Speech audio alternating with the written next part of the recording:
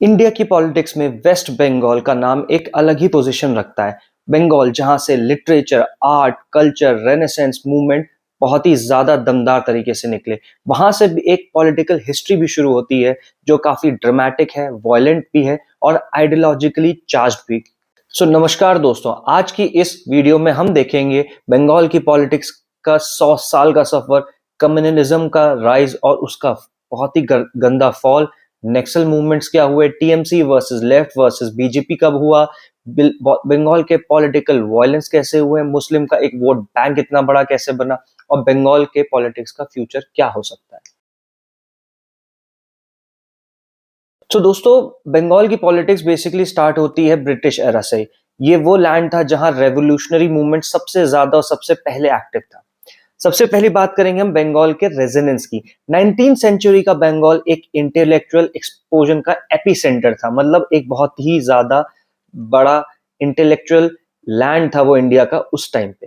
यहीं से शुरुआत होती है दोस्तों बंगाल के रेजिडेंस की, एक कल्चर, सोशल और पॉलिटिकल अवेकनिंग की। राजा राम मनोहर रॉय जी ने सती प्रथा के खिलाफ आवाज उठाई। वहीं विद्यासागर ने विडो री मैरिज को एक कानूनी तौर पे लाने की कोशिश करी और बंकिम चंद्र चटर्जी ने वंदे मातरम लिखकर एक नेशनलिस्ट पार्क जगा दिया सबके अंदर। और वहीं हमारे रविंद्रनाथ टैगोर जी ने लिटरेचर, म्यूजिक और फिलोसफी से बंगाल को एक ग्लोबल आइडेंटिटी दी। ये रेजिडेंस बंगाल को सिर्फ एजुकेटेड नहीं बनाता है, it force Bengal to question, to reform and to rebel. Bengal का कल्चर एक अवेकनिंग, एक साइलेंट रेवोल्यूशन था। कलाकारी, शायरी, थिएटर, जर्नलिज्म, हर जगह एक नया कॉन्शियसनेस उभर के आ रहा था। People started questioning outdated traditions, caste rules और ब्रिटिश रूल्स के इनजस्टिस के बारे में।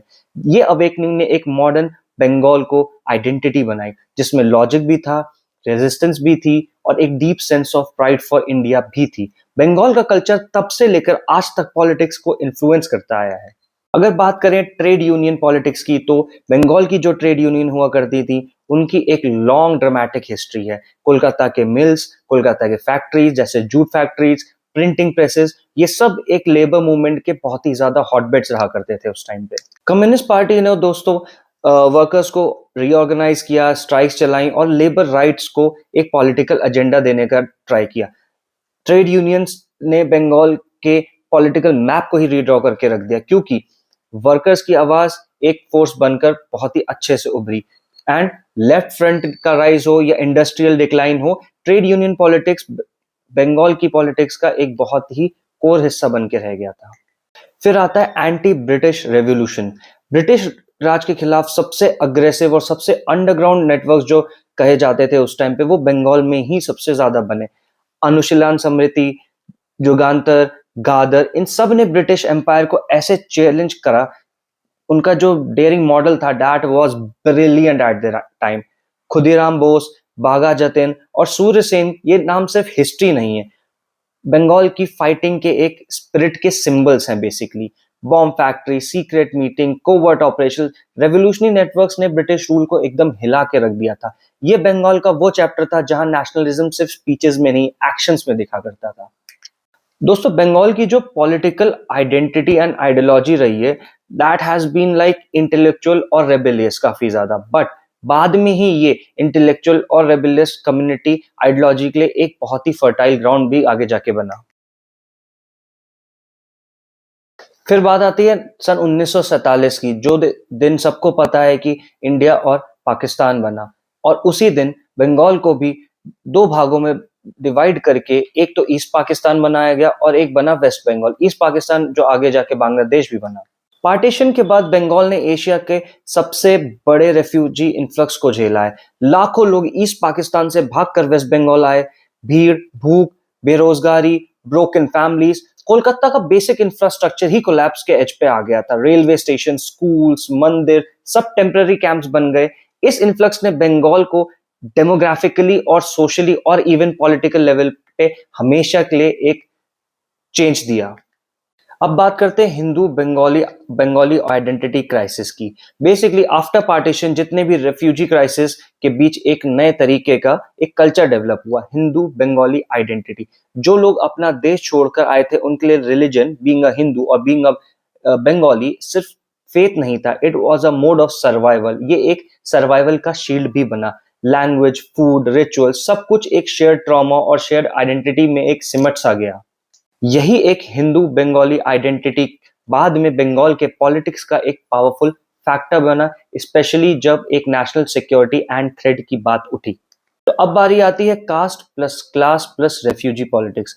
रेफ्यूजी इन्फ्लक्स के ने बंगाल की क्लास और कास्ट पॉलिटिक्स को एक नया ही डायमेंशन दे दिया। बेसिकली जो नए लोग आए थे, दे वर टोटली मिडिल क्लास, और I should say lower middle class थे। घर, नौकरी, राशन, लैंड, इन सब के लिए एक बहुत बड़ा स्ट्रगल चल रहा था। लोकल पॉपुलेशंस के साथ उनका कंपटीशन बढ़ा। मटुआ कम्युनिटी जैसे जो दलित रेफ्यूजी ग्रुप्स थे, उनकी तो एक अलग ही पॉलिटिकल स्ट्रेंथ एंड आइडेंटिटी बनी। बंगाल के स्लम्स जितने भी बने, जूट मिल्स एंड जो बॉर्डर डिस्ट्रिक्ट्स एंड एरियाज थे, ये सब क्लास कास्ट रेफ्यूजी डायनेमिक्स का एक ग्राउंड जीरो बन के रहेगा। और पॉलिटिकल पार्टीशन ने इस टेंशन को मोबिलाइज करना सीख लिया। तो बेसिकली 1947 का जो रेफ्यूजी क्राइसिस था, वो फ्यूचर के वोट बैंक के इक्वेशंस का एक बहुत बड़ा सीड बना। रेफ्यूजीज ने पॉलिटिकल लॉयल्टी कभी फिक्स नहीं रखी। वो उन्हीं को वोट देते थे जो उनका एक सर्वाइवल सिक्योर करे। लेफ्ट ने उनको राइट्स दिए तो वो सपोर्ट काफी सालों तक टिका। टीएमसी ने बहुत ही ज्यादा वेलफेयर स्कीम्स दी तो वो वहां शिफ्ट हुए। और जब बीजेपी ने आइडेंटिटी, सिटीजनशिप और सीएएनआरसी के नैरेटिव्स दिए तो रेफ्यूजी वोट बैंक एक बार फिर से पोलराइज हुआ। ये क्राइसिस ने बंगाल के पॉलिटिक्स को परमानेंटली आइडेंटिटी बेस्ड करके छोड़ा। 1967 के इलेक्शंस के बाद वेस्ट बंगाल में एक अलग ही आइडियोलॉजी जन्म लेती है, that is the ideology of the communists. 1967 में बंगाल ने एक बहुत ही इंडियन पॉलिटिक्स का एक हिस्टोरिकल एक्सपेरिमेंट देखा। ये वो मोमेंट था जब पहली बार लेफ्ट पार्टीज ने बंगाल में मेजर पॉलिटिकल पावर अपने हाथ में ली। कांग्रेस, जो कि इंडिपेंडेंस के बाद से बंगाल की एक डोमिनेंट पार्टी रही थी, उसका कंट्रोल पहली बार सीरियस तरीके से टूटा और यूनाइटेड फ्रंट बनी। यूनाइटेड फ्रंट बेसिकली एक कोलेशन था, एक गठबंधन की सरकार थी between the communist, the socialist and the regional party. सबका एक ही गोल था, कांग्रेस के सिंगल पार्टी रूल को चैलेंज करना। यूनाइटेड फ्रंट गवर्नमेंट यानी कि लेफ्टिस्ट गवर्नमेंट के आने का मतलब था कि जितनी भी स्ट्रीट पावर थी, that is the communal power, जो कि एक रीजनल पार्टीज थी, जो सब एक कंबाइन होके आई थी, उनको एक सरकारी पावर में आने का एक मौका मिला। 1967 के ये इलेक्शन सिर्फ एक पॉलिटिकल रिजल्ट नहीं था, ये एक कल्चरल शिफ्ट था बंगाल का। Bengal became the first state where left actually tested the real governance. उनको इस मूवमेंट ने बंगाल को बेसिकली अगले उनके 40 साल के एक पॉलिटिकल ब्लूप्रिंट की तैयारी करी। यूनाइटेड फ्रंट भले ही आधी अधूरी थी, अनस्टेबल थी, गिरती उठती थी, पर ये एक रेवोल्यूशन का स्टार्टिंग पॉइंट था। यहीं से शुरू होता है बंगाल का लाल सफर। तो 1967 में सबसे पहला एक जो मूवमेंट हुआ है था, वो था नक्सलबाड़ी मूवमेंट। नक्सलबाड़ी एक बहुत ही छोटा सा गांव था। 1967 में वेस्ट बंगाल का एक छोटा सा गांव नक्सलबाड़ी, यहीं से एक शुरुआत होती है इंडिया के सबसे आइकॉनिक, सबसे फियर्ड और सबसे मिसअंडरस्टूड आर्म्ड पेजेंट रेबेलियन की। बेसिकली नक्सलबाड़ी मूवमेंट असल में एक प्लेजेंट अपब्रिंगिंग था, बट जिसे सीधा निशाना बनाया गया था that zamindari, exploitation, land iniquity और रूरल अपोजिशन का। शेयर कॉपर्स और ट्राइबल फार्मर्स जो थे, जो सालों से लैंडलॉर्ड्स के दबाव में सिर्फ जी रहे थे, उन्होंने पहली बार हथियार उठाए और अपना अधिकार मांगने की बजाय अपने नाम किया गया। अगर कुछ नामों की बात करें, जैसे चारू मजुमदार, कनु सन्याल जैसे लीडर्स ने इस मूवमेंट को एक आइडियोलॉजिकल बैकबोन दी। उनका क्लियर मैसेज था, रियल रेवोल्यूशन गांव से आएगा और राइफल्स के साथ आएगा। इसलिए 1967 से लेकर अर्ली 1970s तक जंगल ट्रेल्स, पैडी फील्ड्स और बॉर्डर डिस्ट्रिक्ट्स जितने भी थे, उनमें एक अंडरग्राउंड ग्रुप एक्टिवेट हुआ। Armed squads, secret meetings, red book ideology, जिसकी वजह से बंगाल का एक लाल सफर शुरू हुआ था। बंगाल का नाम डायरेक्टली नक्सलाइट मूवमेंट से जोड़ा गया। स्टूडेंट एक्टिविस्ट, इंटेलेक्चुअल्स और जितना भी अर्बन यूथ था उस टाइम का, इस लाल वेव से बहुत ज्यादा इन्फ्लुएंस हुआ। ये नक्सलाइट मूवमेंट इतना बड़ा था कि इसकी जो आग थी, इसका जो एक जोश था, जो जुनून था, वो कोलकाता के कैंपसेस तक भी पहुंचा। सरकारी क्रैकडाउन हुआ, एनकाउंटर हुए, अरेस्ट भी हुए, पर नक्सलबाड़ी ने एक चीज प्रूव कर दी, बंगाल सिर्फ वोट से नहीं, आंदोलन, रेबेलियन और आइडियोलॉजी से भी चलता है। नक्सलबाड़ी का एक स्पार्क छोटा सा था, पर उसकी ईगो पूरी बंगाल की पॉलिटिक्स के डेकेड्स तक को इन्फ्लुएंस करके गई।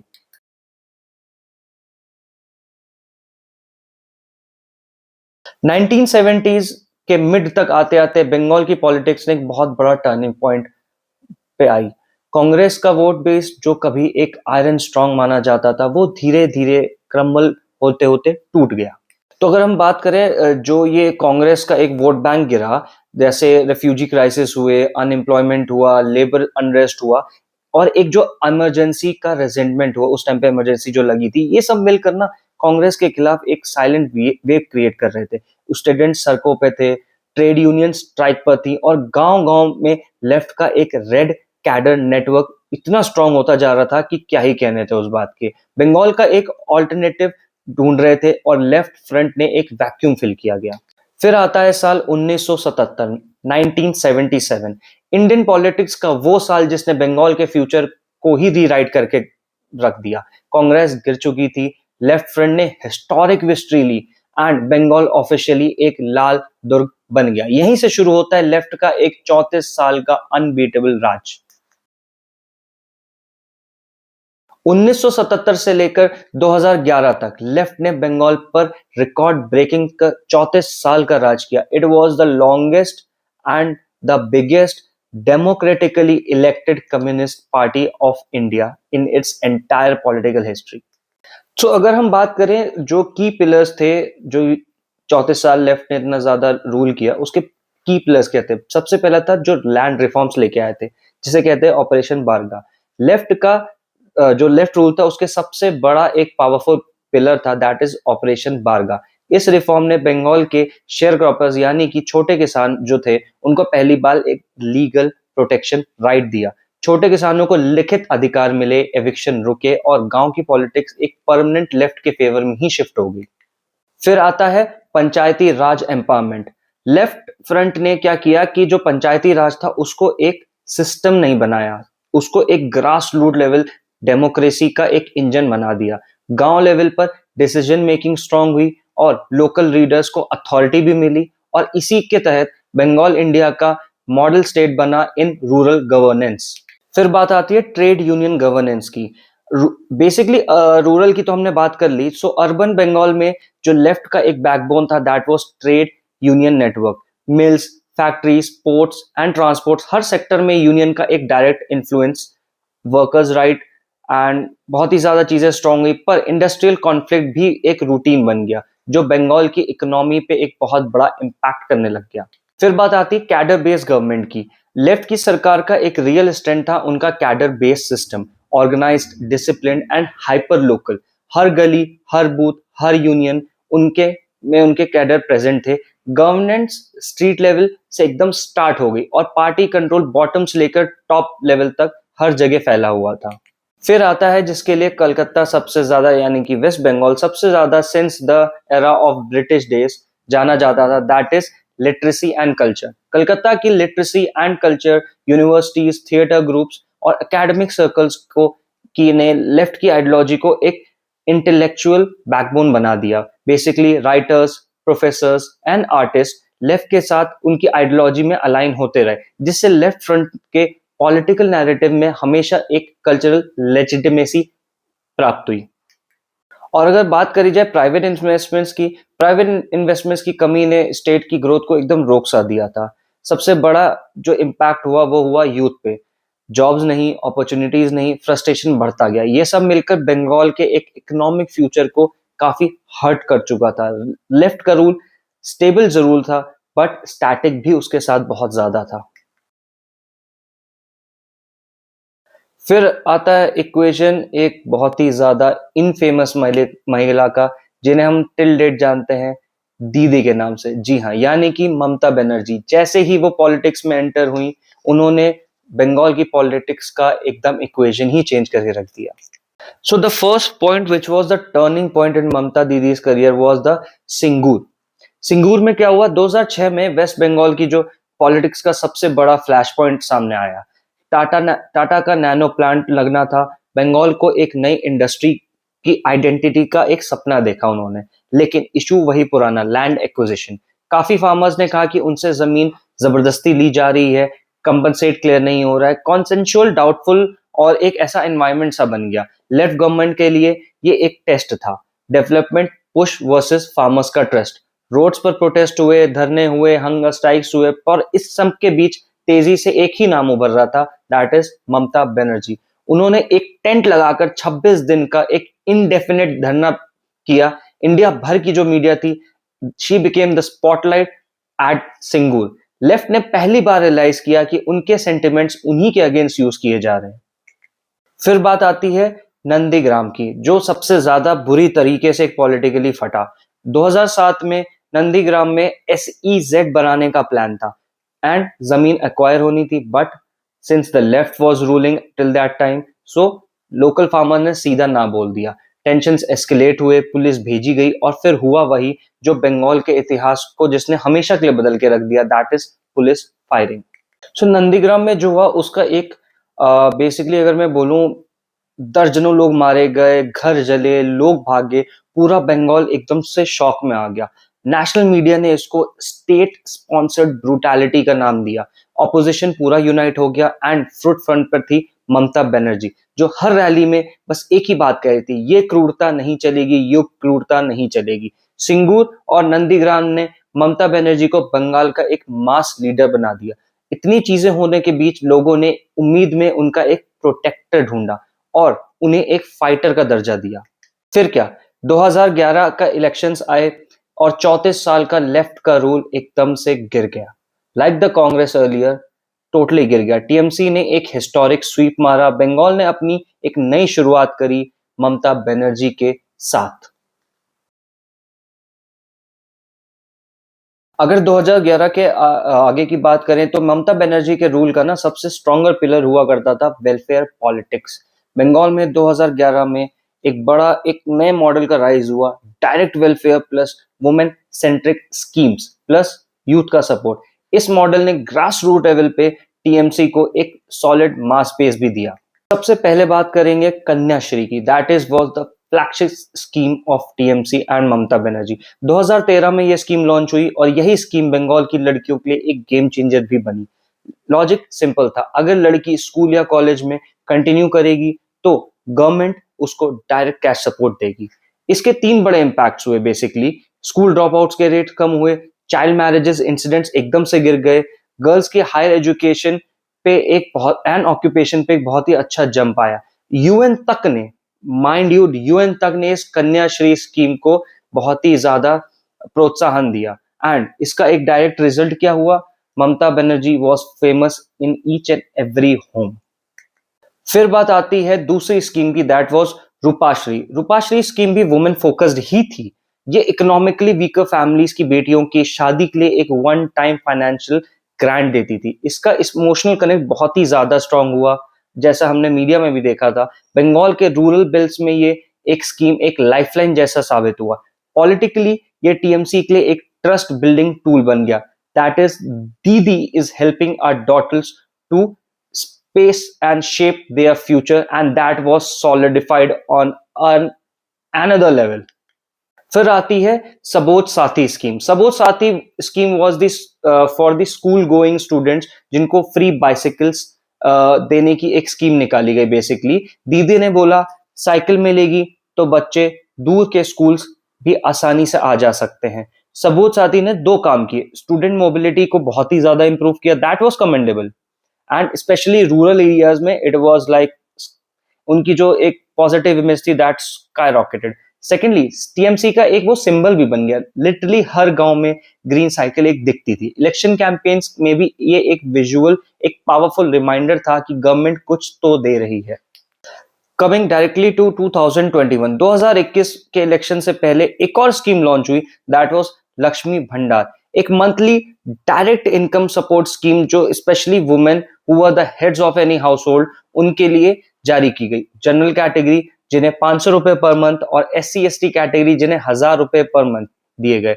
इस स्कीम ने बंगाल की पुअर हाउस होल्ड वुमेन जो थी उन पे एक मासिव अपील जनरेट करी एंड करोड़ ऑफ वुमेन वो बेनिफिट थ्रू टीएमसी की एक, and they became a consistent vote. Basically. And analyst बोलते हैं लक्ष्मी भंडार was the difference maker of 2021 elections, और ये बात काफी हद तक सही लगती थी। सो अगर एक थोड़ी सी समराइज वे में बोले, कन्याश्री, रूपाश्री, सबोत साथी और लक्ष्मी भंडार, ये 4 वेलफेयर स्कीम्स जो थी वो बेसिकली उस टाइम पे ममता दीदी की जो पार्टी थी टीएमसी, उसकी एक बैकबोन बनी। इन्होंने टीएमसी को एक इमोशनल, डायरेक्ट एंड एक कनेक्शन दिया बंगाल के घर घर में, और ममता बनर्जी को दीदी का नाम दिया गया। बेसिकली ममता का मॉडल था डायरेक्ट वेलफेयर टू पुअर, इस पे ही बेस्ड था, और ये बंगाल के वुमेन वोटर्स को स्ट्रांगली अपील करता था। फिर बात आती है आइडेंटिटी पॉलिटिक्स की। बंगाल की जो पॉलिटिक्स है उसका एक फंडामेंटल पिलर है जो काफी सालों से, since 1947, before that and even till date, एक पिलर रहा है, that is the identity politics. और इसका सबसे इंपॉर्टेंट कंपोनेंट है कि स्टेट की जो मुस्लिम पॉपुलेशन थी, जो लगभग 28 से 30% के आसपास है, तो बंगाल के जो ज्यादातर डिस्ट्रिक्ट्स थे, for example Murshidabad, Malda, Uttar Dinapur, north 24 Parganas, Howrah के कुछ आसपास के बेल्ट्स, यहाँ मुस्लिम वोटर्स का एक direct emotional and electoral impact बहुत था। ये वही ग्रुप्स हैं जिन पर बंगाल का पार्टी सिस्टम का पूरा एक बैलेंस डिपेंड करता है आज की डेट में। तो यहीं पे जब मुस्लिम वोटर्स की बात हुई जो 28 से 30% थे, तो ममता दी ने क्या किया, इन्हीं वोट्स को कंसोलिडेट करने का ट्राई किया। 2011 के बाद टीएमसी ने एक क्लियर पॉलिटिकल स्ट्रैटेजी बनाई जिसमें उन्होंने मुस्लिम वोटर्स को पूरी तरह अपने साथ लाने की कोशिश करी। लेफ्ट के टाइम पर जो डिससैटिस्फैक्शन था, कम्युनल वायलेंस था एंड लैक ऑफ डेवलपमेंट था, वो सब पॉलिटिकल टोकनिज्म की तरफ ब्लेम किया गया, एंड ये सब टीएमसी ने बहुत अच्छे से कैप्चर किया। टीएमसी ने ग्राउंड लेवल पर कुछ स्टेप्स लिए, दैट इज माइनॉरिटी स्कॉलरशिप्स, मदरसा मॉडर्नाइजेशन, देन उर्दू को एक सेकेंड ऑफिशियल लैंग्वेज का स्टेटस देना अपने स्टेट में, माइनॉरिटी फोकस्ड वेलफेयर स्कीम्स निकालना, पुलिस रिक्रूटमेंट और गवर्नमेंट जॉब्स में मुस्लिम्स को इंक्लूड करने का मॉडल। बेसिकली इस मुस्लिम्स के वोट बैंक को पूरा एक कंसोलिडेट करने के चीज का ना एक डायरेक्ट रिजल्ट निकला, जिसका ये मतलब हुआ जैसे मुस्लिम्स ने भी बोला कि ममता दीदी हमारे भी साथ खड़ी हैं। तो इसमें एक इलेक्टोरल ब्लॉक जो बना, जो कि ट्रेड एनालिसिस की तरफ से भी बना, दैट वाज 2011, 2016, 2021। इन तीनों सालों में ममता दीदी एंड टीएमसी ने इसी मुस्लिम वोट बैंक को, जो कि 28 से 30% रहता था, इन्हीं सबको ढंग से कंसोलिडेट किया, and they actually became the deciding power in the Bengal elections. फिर आता है एक shift in political landscape. Basically ये जो कंसोलिडेशन हुआ, जो ये 28-30% मुस्लिम्स को ममता दीदी ने कंसोलिडेट करके बहुत ही अच्छी सी जीत थी। सो ये कंसोलिडेशन एक बेसिकली डबल एज सॉर्ड था। एक तरफ टीएमसी को मिल रहा था एक clear and stable vote bank, और दूसरी तरफ जो बीजेपी थी उनका एक काउंटर नैरेटिव स्ट्रांग हो रहा था, that is identity based polarisation, वो भी बढ़ता रहा बेसिकली। सो एक डबल एज सॉर्ड बन गई। एंड 2016 के इलेक्शंस के बाद तो ये एक क्लियरली दिखने लगा कि जो बंगाल की पॉलिटिक्स है, that is based on development plus welfare plus identity. इनके ये मेन 3 पैरेलल ट्रैक्स पर यही चल रहा था। बेसिकली जो इन्होंने इतना बढ़िया वोट बैंक कंसोलिडेट किया था 2011 और 16 में अपने लिए, उसके बाद ना बहुत ही सारे राइट्स, बहुत ही सारे रिलीजन बेस्ड वायलेंस होने लगे।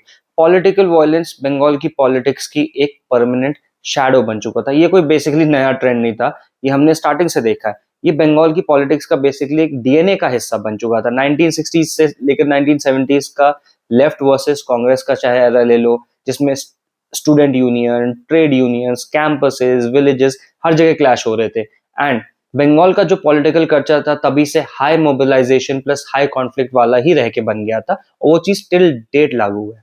इवन आप देखें जो लेफ्ट का भी जो 34 साल का एक रूल था, उसमें भी पार्टी कैडर सिस्टम जो चलता था इतना स्ट्रांग हो गया था उस टाइम पे भी कि booth controlling, intimidation and party dominance normal politics बन गया था।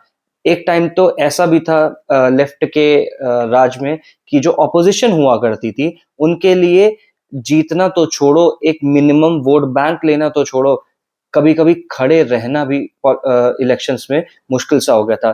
फिर 2011 के बाद जब टीएमसी का रूल आया, तो टीएमसी वर्सेस जो लेफ्ट का एक पॉलिटिकल वायलेंस था, उसने एक नया ही फेज ले लिया। लेफ्ट के कैडर बेस और टीएमसी के कैडर बेस के बीच में जो लड़ाइयाँ थी, जो बूथ कैप्चरिंग एंड ऑल ये सब था, वो घर-घर, गली-गली तक पहुंचा। लेकिन 2016 में एक बड़ा गेम चेंजर आया। बीजेपी बंगाल में अग्रेसिवली एक्सपैंड होने लग गई एंड फिर शुरू हुआ the biggest TMC versus BJP का कन्फ्रंटेशन, जो हर इलेक्शन सीजन में clashes, bombings, arson, booth capturing allegations, ये सब की एक हेडलाइन ही बनता रह गया। जैसे मैंने बोला, पॉलिटिकल वायलेंस बंगाल की डीएनए का एक हिस्सा सा बन गया था। Left versus Congress, then left versus TMC and अब टीएमसी वर्सेस बीजेपी एरा तक। ये साइकिल कभी रुकी नहीं, सिर्फ प्लेयर्स बदलते रह गए। And then came the biggest, that is the corruption allegations against TMC. Basically Bengal की जो पॉलिटिक्स रही है ना, उसमें वेलफेयर, आइडेंटिटी, कास्ट सेंसस, इन सब चीजों के साथ साथ एक और बड़ा जो थीम जिसे कह सकते हैं, वो भी हमेशा हेडलाइन में रहा है, दैट इज करप्शन एलिगेशन। 2016 के इलेक्शंस के बाद टीएमसी गवर्नमेंट के अगेंस्ट बहुत सारे मल्टीपल स्कैम्स के इन्वेस्टिगेशन शुरू हुए, जैसे कि कोल स्कैम हो गया, एसएससी स्कैम हो गया, जिनमें कुछ केसेस इतने मैसिव थे कि बंगाल की पॉलिटिक्स का नैरेटिव ही चेंज होता रह गया। एज अर्लियर, हर बार प्लेयर्स नए थे, but the same thing was happening again and again. तो अगर सबसे पहले बात करेंगे तो सबसे पहले आता है एसएससी स्कैम्स। सबसे ज्यादा पब्लिक आउटरीच जो अगेंस्ट गवर्नमेंट जनरेट हुआ, that was in the assessee recruitment scam only. Thousand of teaching and non teaching जो पोस्ट थी, जो सरकारी पोस्ट थी, वो बाहर निकली। बट इसमें जो एलिगेशंस लगे, दैट वर लाइक कि मनी प्लस पॉलिटिकल इन्फ्लुएंस के बेसिस पे पोस्टिंग्स करी जा रही थी। एग्जाम जिन्होंने दिया उनको टोटली इग्नोर किया जा रहा था एंड अनक्वालिफाइड लोगों को जॉब मिलने लग गई। ये बंगाल के यूथ के लिए एक डायरेक्ट बिट्रेल लगा कि भाई हम इतनी मेहनत करके आगे पढ़ रहे हैं, बट जिनके पास पैसा है, जिनके पास पॉलिटिकल इन्फ्लुएंस है, जिनके साथ ममता दीदी की सरकार खड़ी है, that is the bloody TMC, so उनके लिए एक डायरेक्ट बिट्रेल आया। Then came CBI investigation. उसमें क्या हुआ, प्रोटेस्ट बढ़े, बंगाल का एक जो एम्प्लॉयमेंट क्राइसिस जो इतने सालों से हमेशा से चल रहा था, एक नेशनल टॉकिंग पॉइंट तक बन गया। जब ममता दीदी को इससे भी चैन नहीं आया, इसके पैरेलल भी उनका एक और इन्वेस्टिगेशन चल रहा, that is teacher recruitment scam. इसमें बेसिकली जहां एलिगेशंस इतने हुए कि fake recruitments, duplicate OMR sheets and backdoor entries का एक बड़ा ही रैकेट भी सामने आया था। प्रोटेस्ट कोलकाता में कंटिन्यू चलते रहे। Students, unemployed teachers, civil groups, इन सब ने सरकार से अकाउंटेबिलिटी की बहुत ही तगड़ी डिमांड करी उस टाइम पे। फिर आती है सीबीआई रेट्स। मतलब सीबीआई रेट्स तो बंगाल की पॉलिटिक्स का एक रेगुलर फीचर सा बन गया था। मतलब आए दिन ये खबर आती थी, हर कुछ 2-4 महीनों में CBI reaches Kolkata, TMC leaders are question and CBI summons senior officials of west Bengal. TMC ने बार बार बोला कि ये सब पॉलिटिकल वेंडेटा है बाय बीजेपी। दिल्ली का प्रेशर बंगाल की सरकार पर आया, लेकिन रेट्स का पॉलिटिकल इम्पैक्ट ह्यूज था, it was very huge. Public perception continuously hit होता गया एंड इतनी इनकी जितनी भी गुडविल थी वो धीरे धीरे धीरे धीरे कम होती गई। कोल के बाद आता है बंगाल का दूसरा dark zone, that is the sand mafia. Hooghly और नॉर्थ साउथ बंगाल के जो रिवर्स थे, उनकी ना illegal land mining and soil erosion होने लगा। सो बेसिकली पहले तो ये माना जाता था कि पॉलिटिकल कनेक्शन के एंड प्रोटेक्शन के अलावा that is nearly impossible. So that directly indicated to TMC का involvement sand mafia and mining में भी। इससे हुआ क्या, environmental change हुआ, river banks erosion हुए और local terror gang का influence बहुत ही ज्यादा बढ़ता गया। Opposition का चार्ट सिंपल था, state machinery is looking the other ways. So I'll just wrap up this chapter into saying that SSC scam, teachers scam, coal mining scam, sand mafia and CBI raids, ये सारे allegation जो भी होते हैं सिर्फ एक ही narrative की तरफ इशारा करते हैं, दैट इज बंगाल की पॉलिटिक्स वेलफेयर और वायलेंस के साथ साथ करप्शन के भी एक हैवी बैगेज को लेके चलती है। तो मूविंग फॉरवर्ड हुआ क्या, ऑपोजिशन के लिए एक ये बीजेपी वर्सेस टीएमसी का एक बहुत बड़ा खेल सा बन गया और गवर्नमेंट डिबेट हर तरफ से शुरू हो गई। नाउ 2014 के बाद ना जो बंगाल की पॉलिटिक्स थी उसका एक टोटल लैंडस्केप ही चेंज हो गया इतने सारे स्कैम्स के बाद। एंड बीजेपी का एक clear message towards the social media आया, that Bengal is our next big frontier. वैसे भी 2014 के बाद से मोदी वेव ने पूरे इंडिया को एक अलग तरीके की वेव में ले आए थे वो लोग, बीजेपी वेव में बेसिकली। एंड उनका जो नेक्स्ट इशारा था that was towards the east. Bengal जैसा culturally rich and politically charge area जो था उसको कैप्चर करना बीजेपी का एक सिंबॉलिक टारगेट सा बन गया था। सो फिर हुआ क्या, बीजेपी ने भी पार्टी ने भी बूथ लेवल ऑर्गेनाइजेशन को काफी बढ़ावा दिया, अपने आरएसएस नेटवर्क को रीएक्टिवेट किया जो बहुत साल से वहां पे दब दब के जी रहा था। हिंदू हिंदू आइडेंटिटी पॉलिटिक्स को एग्रेसिवली पुश किया गया एंड टीएमसी के करप्शन प्लस पॉलिटिकल वायलेंस के जितने भी नैरेटिव्स बने थे इतने टाइम में उन पर नेशनल स्टेज पर हाईलाइट किया गया। देखा जाए तो ग्राउंड रियलिटी भी कुछ और ही कह रही थी। कांग्रेस खत्म हो चुका था, लेफ्ट कोलैप्स हो चुका था और बीजेपी उस एक वैक्यूम को बहुत मतलब स्लोली एंड स्टडीली बट उस वैक्यूम को बिल्कुल एक तरीके से भरना चाह रही थी।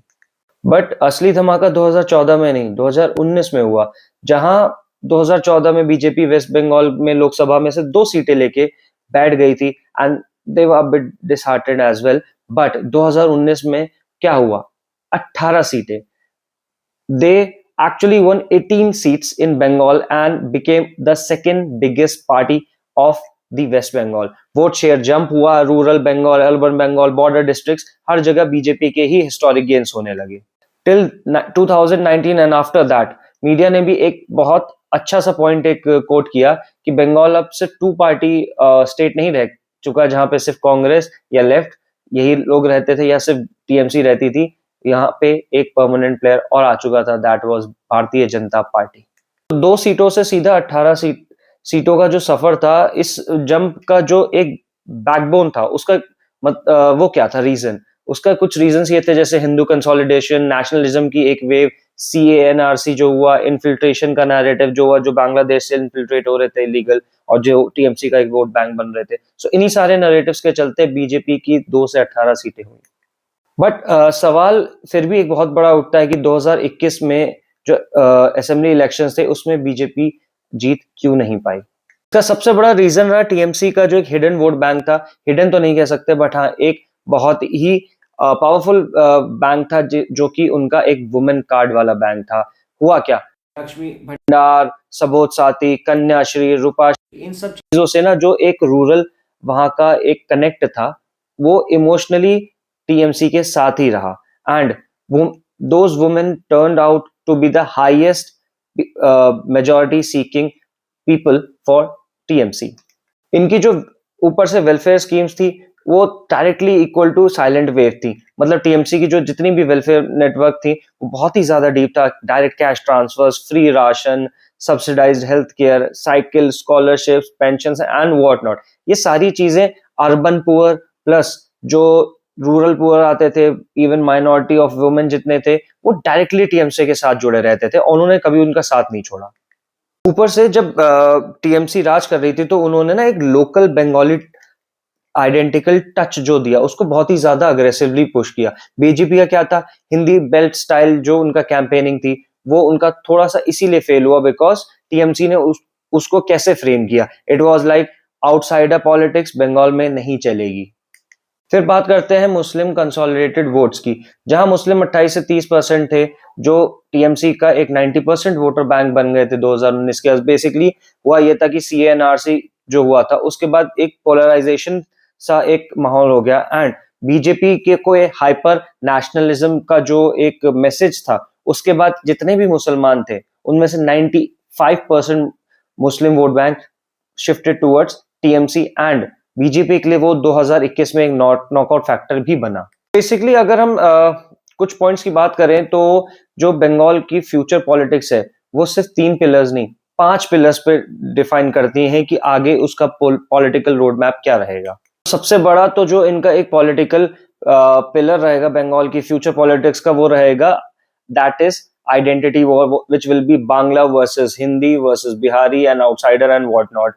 Basically बंगाल का सबसे sensitive political theme उनकी identity ही है। अगर यहाँ का भी एक मतलब basically it will be a big battlefield which has been since 1947, वो आज की डेट में भी है। एक तरफ बंगाली आइडेंटिटी है, कल्चर है, लैंग्वेज है एंड उनकी अस्मिता है बेसिकली जो टीएमसी ने भी यूज करी। दूसरी तरफ है Hindi belt migration that is from Bihari versus Bengali जो टेंशन चलते हैं, outsider versus insider debate and all that. Basically वो इसलिए अभी तक इतना जीत रहे हैं बिकॉज टीएमसी एक बंगाली आइडेंटिटी को ही पुश देता है and BJP focuses on national identity, one nation one identity. जो एक मुस्लिम वोट बैंक है, जैसे 28 से 30% जो मुस्लिम हैं वेस्ट बंगाल के वोटर लिस्ट में, वो आगे भी किंग मेकर बने रहेंगे। अगर टीएमसी ने उनका भरोसा नहीं तोड़ा तो ये 2026 भी टीएमसी का ही रहेगा। लेकिन अगर वेलफेयर डिलीवरी स्कीम वीक हो गई, करप्शंस और बढ़ गए, तो माइनॉरिटी वोट भी बेसिकली फ्रेगमेंट हो सकता है। लेफ्ट, आईएससी, कांग्रेस, ये सब ग्रुप्स फिर से एक चांस देखने के उसमें रहेंगे अगर मुस्लिम वोट कोलैप्स होता है कि बेसिकली हम फिर से पावर में आ सकते हैं। बात आती है बंगाल के एक यूथ की, जो एक बहुत बड़ा एक्स फैक्टर वो भी बनेगा because unemployment, industrial stagnation, competitive exams में स्कैम्स। सो बेसिकली 2026 के इलेक्शंस का एक बहुत ही बड़ा पार्ट ये भी डिपेंडेंट है इस यूथ पे कि वो किस सरकार का साथ चुनते हैं। टीएमसी, जिसमें टीचर स्कैम भी हुआ, एसएससी स्कैम भी हुआ, एंड तो वो भी एक यही चीज सोचेंगे, जो पार्टी उनको employment plus skill plus industry revival देती है वो उन्हीं के साथ जाएंगे। टीएमसी का जो एक बहुत ही बड़ा वीकर सेक्शन है वो है उनके corruptions, SSC scam, teacher scam, coal mining scam, sand mafia. अगर यही सब चीजें और ज्यादा डीप होती गई तो बेसिकली जो फर्स्ट टाइम वोटर्स होंगे, जो यंग जनरेशन होंगी, वो टीएमसी से काफी दूर भागते जाएंगे। 2026 में करप्शन एक काफी हद तक डिसाइडिंग टूल भी बनने वाला है, ये सब हमें देखना है। एंड वेलफेयर के सामने अगर करप्शन का वेट ज्यादा हो गया तो may be TMC can collapse. BJP basically इसको, बंगाल को ना एक बहुत ही लॉन्ग टर्म वे में देखती है। 2014 में 2 सीट्स आई, 2019 में 18 सीट्स आई, 2021 में 38% वोट शेयर हो गया। एंड उसके बाद बीजेपी का जो टारगेट रहेगा that will be it is a steady growth, cadre expansion, Hindu coalition and 2030 तक full scale Bengal take over attempt रहेगा। तो बीजेपी का जो प्लान है that is slow and steady, बहुत ही ज्यादा कैलकुलेटिव है एंड साइकोलॉजिकल भी। लेफ्ट गिरा, टीएमसी भी गिर सकती है एंड फिर फाइनली बीजेपी भी आ सकती है, चाहे वो 2026 हो चाहे 2030 हो। सो बीजेपी बेसिकली बंगाल को जल्दी से छोड़ने वाली नहीं है। तो दोस्तों, मुझे आप लोग से पूछना है कि बंगाल का फ्यूचर स्पेसिफिकली किस चीज पे डिसाइड होगा? आइडेंटिटी वॉर्स पे, माइनॉरिटी वोट्स पे, यूथ फ्रस्ट्रेशन पे, या करप्शन चार्जेस पे? और बीजेपी का जो लॉन्ग टर्म गेम है उसमें अगर मैं कहूं तो आने वाले साल की ना जो बंगाल की पॉलिटिक्स है उसको और कॉम्प्लेक्स, उसको वॉलेटाइल एंड साथ ही साथ अनप्रिडिक्टेबल भी बनाती है। सो एक चीज लेकिन फिक्स है दैट बंगाल की पॉलिटिक्स अब कभी सिंपल नहीं हो सकती इतने सालों बाद। So I would just conclude by saying West Bengal की जो पॉलिटिक्स थी वो कभी लीनियर रहे ही नहीं है। ये एक यूनिक मिक्सचर है, आइडियोलॉजी का वेट, आइडियोलॉजी का क्लैश, कल्चर का pride, majority minority equations and उनका कांस्टेंट टेंशन। इस लैंड ने पोएट्स भी पैदा किए, रेवोल्यूशनरीज भी पैदा किए और पॉलिटिकल स्कैम्स भी बहुत ज्यादा बेसिकली इसी लैंड से आए हैं। और सच ये है कि ये जमीन कभी ना सिंपल रही है और आने वाले समय में और भी ज्यादा कॉम्प्लेक्स होगी। बंगाल इंडिया का सबसे इंपॉर्टेंट पॉलिटिकल बैटल ग्राउंड हमेशा रहा है और हमेशा रहेगा। सो कहानी यहाँ पे अभी खत्म नहीं होती, अभी तो 2026 के इलेक्शन है, 2030 है। ऐसे ही करते करते you never know what will happen in Bengal or in India. So comment your thoughts on this video and कोई पार्ट आपको काफी अच्छा लगा हो, so do like, share and subscribe. जय हिंद, जय भारत।